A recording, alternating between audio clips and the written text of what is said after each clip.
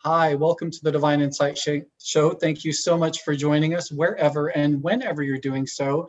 It's no accident that you're here, and I'm so thrilled to introduce you today to this week's guest, Mabel Katz, who is the world's most famous personal growth leader and teacher that you might not have heard of. And that's because she's a superstar in over 40 countries, but is largely unheralded in North America, even though she's lives here. She's been a star in the LA Latino community and has hosted the popular radio and television program Despertar, which means the awakening, and her show where she empowered the Latinos community here in LA by giving them the tools to start and grow their own businesses, to have happy relationships and financial success. And she's here with me today to talk about her most recent book, Zero Frequency, the easiest way to peace, happiness, and abundance. Mabel, thank you so much for joining me and welcome to the show.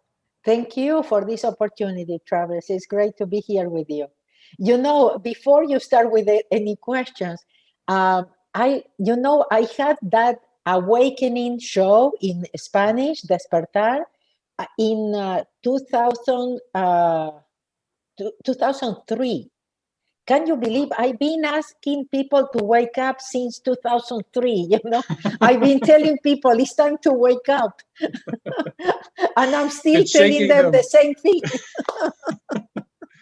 You know, that's funny. I had my own spiritual awakening beginning in 2006. And then later in 2009, when I did energy medicine, I took a Reiki class, and over time have worked with clients all over the world in touching their soul center and learning how to get beyond those limited reactions or limited thinking that we might have, which is why I'm so excited to talk to you about your incredible work. And so you're welcome. And just by way of, and it's interesting because I just moved down to Los Angeles last year. Wow. I used to live in Seattle for 20 years and was led here by Spirit. I knew that I was going to move about a year before I knew where. And we need more light in Los Angeles, yes. Yes, absolutely. Even though it's sunny here all the time, we still need more light in the dark areas. The other light, the divine light.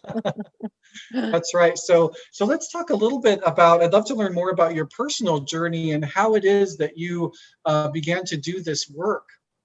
Well, actually, I had an awakening. It wasn't like, I didn't see the light or anything. Actually, my oldest son woke me up when he talked to me the way I used to talk to him, angry, frustrated. And I saw myself, he was like a mirror. And I said, Mabel, you have to do something, because I realized, I pass on that to him. And I said, I know how that feels. So at that moment, I realized I was looking for happiness in the wrong places, because I had everything somebody needs to be happy, and I wasn't. So I started my search, and as soon as I made that decision, a lot of different things show up in my life. A metaphysical book that a friend of mine gave me. I went to an anger class, and the guy was a metaphysical teacher. I started going to yoga classes, and we did visualizations, and I would manifest it the same day. So I started wondering, if we were so powerful that whatever we thought, we could attract or create. And that's how everything started. But I also was looking for an easier and faster way, because maybe my personality type. And I said, no, there has to be an easier and faster way. I saw a lot of drama, a lot of blaming, somebody for your problems. And I thought there has to be an easier way. And I found it in Hopono Opono, this ancient Hawaiian art of problem solving. Yeah, thank you so much. And so if you mind sharing, what was that book that you mentioned? Do you remember what that was? Well, it was a Spanish, it was Connie Mendez, but I'm sure her books are translated, and it's called 4-in-1. It was like 4 books in one. And she used to give us these recipes, she called it, about how to find a parking spot, how to think about it. And, it's like when you start, sometimes I say affirmation is like, first grade, you start using certain tools, you start seeing your power, but one day you have to graduate and just be yourself. and suddenly everything just comes. Yeah, it's so true. And, you know, we learn those lessons that we need to see in order to grow as a soul, is what a lot of what I share about in my work. And can you share a little bit about I think some people might be familiar with the Hopono Opono, I think I said it right, Hopono Opono. There we go. Could you share a little bit about what that means and how that's been incorporated into your work? Yes, the word Ho'oponopono means how to make it right or how to correct an error. And it's basically that everything in our life is just errors. It's the computer, you know, the monitor in our computer showing us the programs that are inside our subconscious mind, you know, and those are the ones creating and those are the ones attracting. So that in life you have only two choices. Yes, you can keep talking to the monitor, but the monitor cannot do anything, or you press the delete key.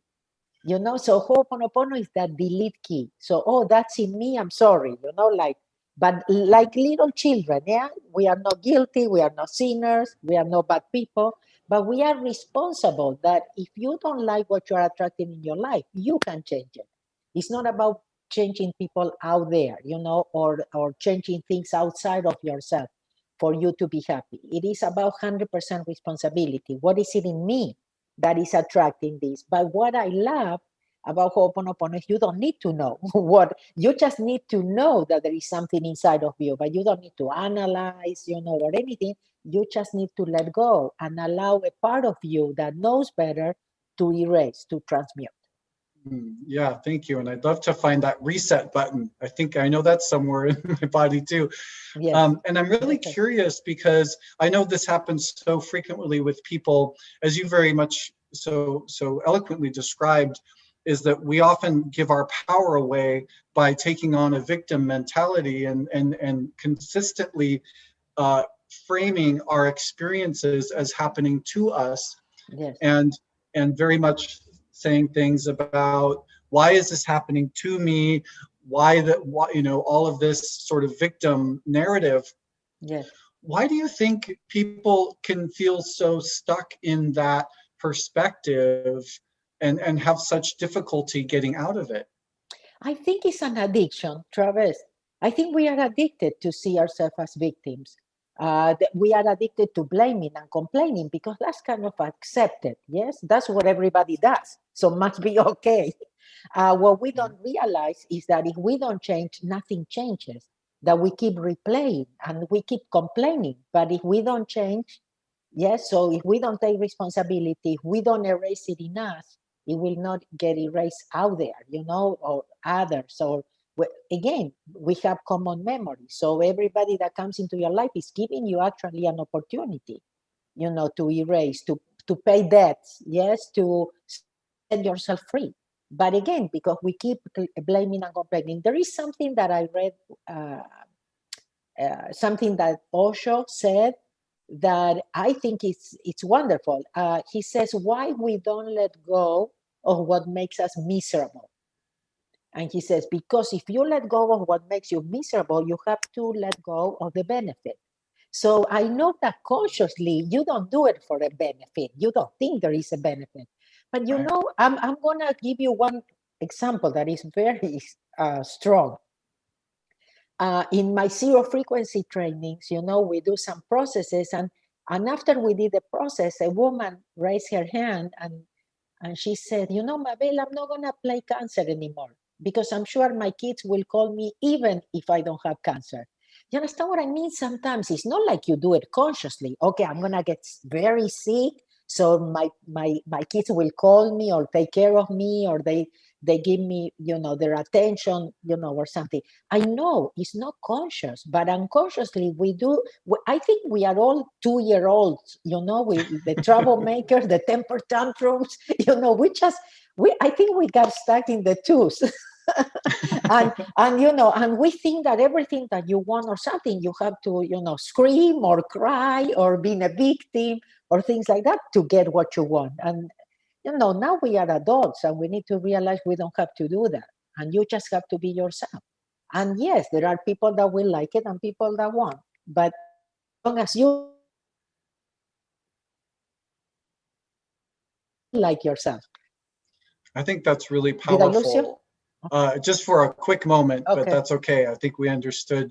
I heard you, and I think that's such a wonderful thing to I kind of think of ourselves in the same way, that I think we all incarnate into the third dimensional Earth school because we can be somewhat stubborn, and we are somewhat like children, where we might need to bounce off a few walls before we realize there's a door there, or perhaps we could even open it first before walking into it, but we don't often, and we can, Well, I you think know the in some story ways, of the elephant. yeah, You know the story of the elephants, yes?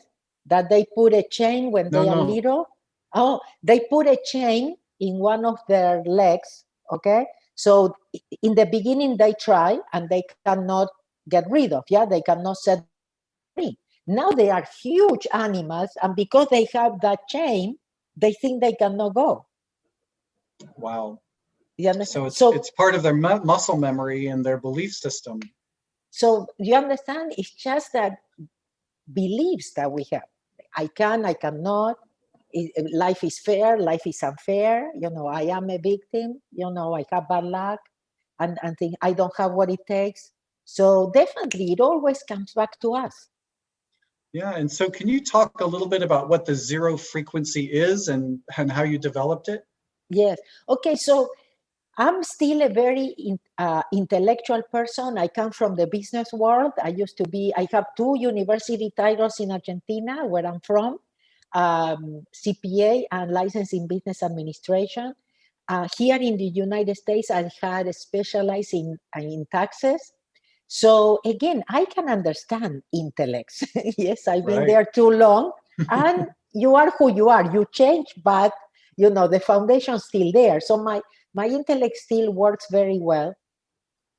And when I present the Hopono Opono, I understand that it's very esoteric, very like, no, this is too easy, people, the intellect will disregard. Yeah, it's strange, too simple, well, etc.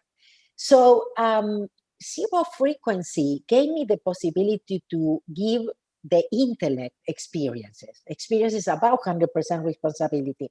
Oh, maybe there is something inside of me. Yeah, because the process starts by the intellect. We have to convince the intellect to let go, because the intellect is the one that has the free choice. Okay, so it gives me the opportunity to share with people processes, things, information that help me to live more conscious, to make conscious decisions, to live more in the present, etc., etc. Ho'oponopono, I presented as much as I can, the way I got it from my teacher, Dr. Ihaliakala, and I do just a one-day training. The second day, it gives me the opportunity to talk to intellects. I always tell people, even in the Ho'oponopono trainings, they can live, because actually the information is for the subconscious mind, yes? And the subconscious mind never sleeps. So Sunday is a completely different training, we even dance, and we work in groups and things like that. And for me also, it was very, very important to help people to find their purpose, to connect with their passion, because I stumbled with my passion. I was not in any way planning to let go of my career. My career was it is a very profitable. I was already working part-time. It didn't even make sense to let go of my profession. But because I started letting go, and because I started trusting so much, I allowed the universe, to guide me. And I cannot stumble with my passion. I mean, because definitely I always ask people, what would you do even if you don't get paid? Because you love it, yes? And that's kind of your compass. What is it that you would do even if you don't get paid? And not like I have to go to find a job. Or how, somebody told me that I was good with numbers, I should be an accountant. And I say, oh, good idea. Sometimes I tell young people, I love to work with young people. And I said, who in the world thought that at 17 or 18, you could know what you want to do in your life and choose a profession when you are 17, 18, when you are just starting your life? Yes. Yeah, and there's so much pressure on kids, kids, I say kids, nowadays, to really to know their path, because so many certifications and degrees, you have to know at an early age, and it's so competitive, and you could be mid 30s before you realize you're completely unhappy in your career. And that's why I was so encouraged and excited to see the work that you do. And yes, to the intellect, it might seem so easy, but it really is about finding the calling that makes your soul sing. Because when you're able to do that, you bring more happiness and joy and freedom to your life and your experience. In Mexico, a young lady raised her hand and she says, Mabel, I'm finishing my high school, but I don't know what I want to do. And I look at her and I said, your mother will not like my answer. But the mother was there. So I asked permission. I said, could I respond to her? And she said, sure. And I said, go and travel the world. When you come back, you will know. Go and travel the world. I mean, know yourself, know people, get to know cultures, observe, but I mean, there is no way we could know what we want to be, or what we really love, or what are our passions. So a lot of people are very unhappy wherever they are. They are not really following their passion. They are working for the money, and that's what makes it hard, because money follows love. When you do what you love, you don't have to worry, because the money will come. Well, it's so interesting because, you talk about the intellect and the thinker that we have. Our brain likes to have answers, wants to know answers, because we're afraid of uncertainty. But when it comes to like the intuition that we try to develop in ourselves, which allows us, as you have done in your life, to trust the universe to bring what you need into your life, that's a very unintellectual process, which we can have a lot of fear around. But if we tell the intellect, it's okay not to know. And I tell people when I do intuition workshops and teach people about intuition, not knowing is an answer. It's a no. It's okay to not know, because if you don't know, you haven't experienced what it is that you need to have information wise, which I love that. Sometimes people ask me things and I start my response by saying, I don't know. I just want you to know, I don't know anything. Yes. And people usually laugh, but because we are so used to that, if you don't know, you make it up, because you have to say something, or, or something. But if the reality, Travis, is that we do not know, we don't know, because as soon as you put things in words, it's not. Yes. Yeah. So the idea of not knowing, that's why I understand that there are a lot of people under a lot of stress right now because of uncertainty, because of, lack of stability. I mean, a lot of things, that are, but you have to know that if you let go and you trust, so many blessings can come into your life. And that's kind of what happened to me. I stopped planning. A lot of people ask me, how come you went from here to here? I mean, because it's really the extremes somehow. Yes. Right. At one point I went to the extreme because I felt so happy for the first time in my life when I found spirituality. And there wasn't enough weekends for me to go to all the seminars I wanted to go and learn and hear about it. But then guess what? I had to find the middle. Yes, I have to find that middle path that Buddha used to talk about, because extremes are never good. Yes. So it's not good to be too intellectual, and it's not good to be too spiritual, because now we are here. Yes. So finding that balance is what I call zero frequency. How you apply these esoteric different concepts, and things to real life. And yes, and what convinced me? Being an accountant and practicing Hopono Opono and seeing the results and seeing how I started my own practice when I always work as an employee for CPA offices. And suddenly, because of Hopono Opono, I let go and trust, and I start my own practice. Now I can travel with my teacher whenever I want because I'm independent. Yes. So I always say God knows better what we need and what is right for us. So I learned not to plan. I learned not to set goals. I learned to be a child again. And I love it. It's very funny. And as you were talking about what, the Buddha talking about, the extremes. I'm remembering that quote that just kind of blew my mind. When you see those quotes that just Yes. like they sing to you Wow. in the way that you need to hear in that moment. I remember seeing one that said, even moderation in moderation. And I was like, It's, whoa, that's so true. Take yes. life in moderation. And with your work around zero frequency, can you talk a little bit about how it works? Yes. So the idea is, well, let's put, first I'm going to talk to you about Hopono Opono and how I apply zero frequency, because all my work is always based on Hopono Opono. That is the only thing I practice myself. So Hopono Opono says, okay, ways to press the delete key. Yes, just say thank you. Just say I love you. A lot of people know Hopono Opono for the four phrases. That's another way. Say light switch, turn on the light, because the problem is that there is no light. Yes, so you bring the light into the situation. I use a lot of I let go and trust. Or with money, I'm not gonna worry, and the money always comes when I need it. You understand, or sometimes more, because as when you worry and you think, you stop everything. You are not in the flow. You don't have any help, and you are just stuck, here with your thinking and your worry, and nothing gets resolved. Yes, and also you are hurting yourself.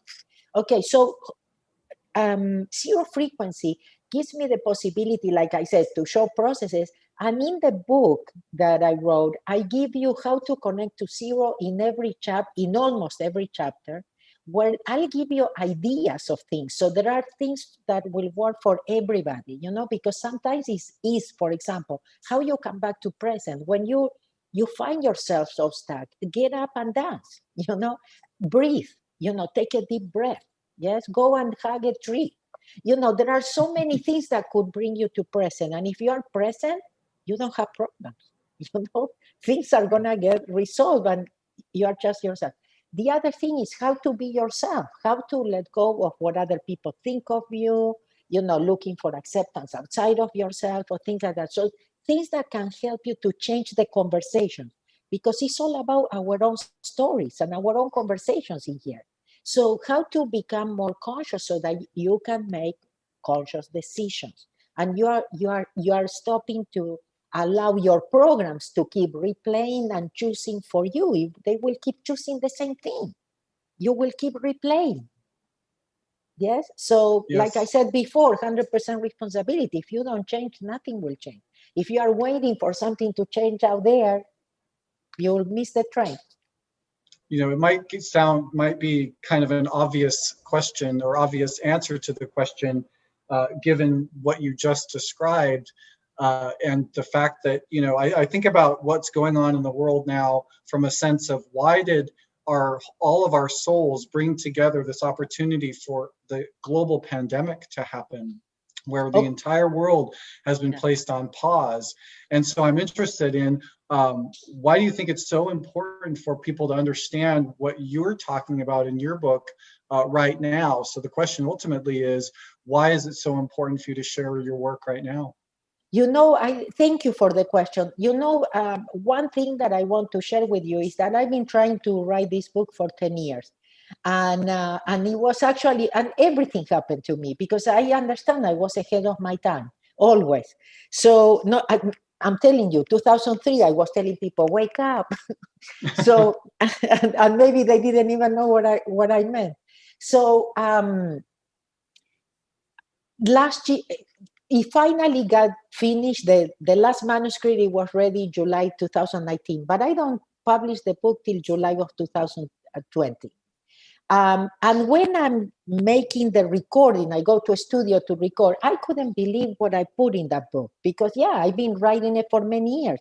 So suddenly I see the word pandemic, but I talk about a pandemic of love and peace that can heal anything, yes? And I talk about changing humanity, and I'm talking about homeschooling and all the stuff that, they are all the things that we are dealing right now. So that book is definitely for these times.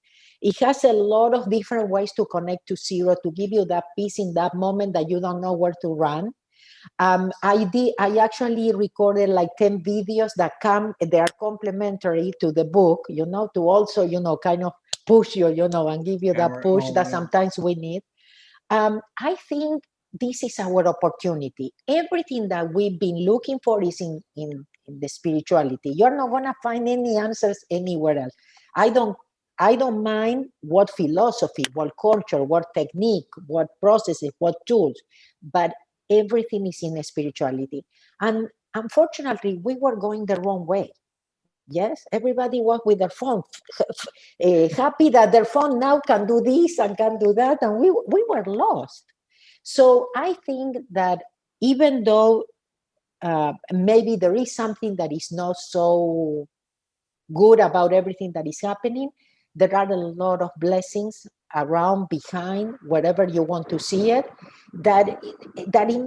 it's an unbelievable opportunity for us to ascend, to create a new earth, to really come together, unite, stop criticizing ourselves and others, having opinions and judgments about ourselves and others. I think it's an incredible opportunity to learn. But if you are willing to look inside, yes, it is it is the only way. That's why some people are having a hard time, yes, because they are engaging with the news, buying that, buying the fear and things like that. And the only way you are going to find peace, and the only way you are going to be able not to engage with the fear and create your own reality in this craziness, it is going inside. And some people are afraid, to go inside. Or sometimes, maybe they don't know how. I think much like we were talking about very early on in the show, this idea that someone other than ourselves is now telling us, you must stay home, and be at home. I mean, I think a lot of people took some transition time to accept that, but I also 100% agree that so many people have been in some ways forced, but also with self-reflection, to allow themselves to see who they really are, what they really value, who do they really love, what do they really want to do. Are they really in love with the person that they're living with? Because now they have to be stuck together for this amount of time together. So I think, there are so many blessings, as you've described, in being able to have some self-reflection, which I think is also so important about the tools that you provide in your book, which I think are so helpful. And as you might have intimated earlier, some people who are super intellectual might think, oh, this is too simple. But I think we can overcomplicate getting outside the door at times. So I think it's important to allow yourself to I always said God is easy. we are very complicated. But yes, I mean, I never sold Hopono Opono like convincing people. I mean, I call Hopono Opono the easiest way. I said I found the easiest way to work on the subconscious mind, but there are other ways. And but the important thing is, I always tell people, wake up, do something, and stop blaming or complaining or waiting for something to change out there. It will never change unless you change. And we have the responsibility right now, because whatever we decide is not only for ourselves, it's for the future of this planet right now, for our next future generations. I mean, it's so important, the decisions, but again, we all have free choice. Yeah, and so I want to thank you so much for the incredible wisdom and insight that you share, and as well your incredible book, Zero Frequency. As we get close to the close of the show, is there anything else that you'd like to share about your work or the book that we haven't already talked about? No, I think that the most important things that it helped me to make the change is, for example, to forgive, because otherwise I would hurt myself, keeping myself in the past, living in the past. We don't realize that not forgiving, again, is hurting ourselves, not the other person. What you think about yourself is important, not what other people think of you. Be yourself. For me, that is the best advice that I got from my teacher when I realized I was going to teach. And I said, hey, I have to take classes. And he said, no, that will take all your naturality. All you have to be is yourself. So trust yourself, believe in yourself. That's basic. And you have everything you need inside yourself. Anything, whatever change you want to do, everything that you need is inside of you. For me, those are the basic things that help me, to make the change. So, and I know they work for everybody. That's beautiful. Thank you so much. I'm so grateful and honored to have you here with me today. Thank you. How can folks get your book and learn more about you or take some of your classes? Well, they can go to mabelkatz.com/store, and we have it available, but also in Amazon. And I do have a zerofrequency.com page /book. You can find out more about the book too. And well, I am in Instagram as Mabel Katz, Twitter the same, Facebook is Mabel Katz fan page. So I'm sure if you Google me, you will find me. Wonderful. Well, thank you so much. Again, it's been an absolute pleasure and honor to have you with us today. Thank you so much for joining, and thank you all for watching and listening. It's been a wonderful time, and I hope you take great care of yourself today.